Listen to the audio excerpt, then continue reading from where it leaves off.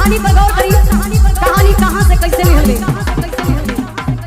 मोर दोसर से शादी सनम हो अकेला चलाई गोली और बम हो। ऐसा है क्या? मोर दोसर से शादी सनम हो अकेला चलाई गोली और बम हो। ए मोर लवर करतानी सबर असही न दर्द छाती में। तो धुआं धुआं होए फायरिंग से राती में रसिया बना चलाई बराती में आलू वाली मच जाए तो राती में रसिया बना चलाई बराती में। विदेशिया के भाव दिहल गइल बिरहा में।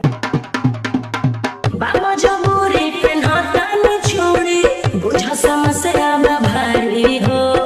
लेके तू काटा हो धारी पे गाटा कर जनी रंगदारी हो। गोली कहाँ है सुन सोचबू ना होई जवान देखता नहीं बोली कौन। अच्छा राखो तू काबू ना हो खबे काबू ए जानू के हो के साथी में।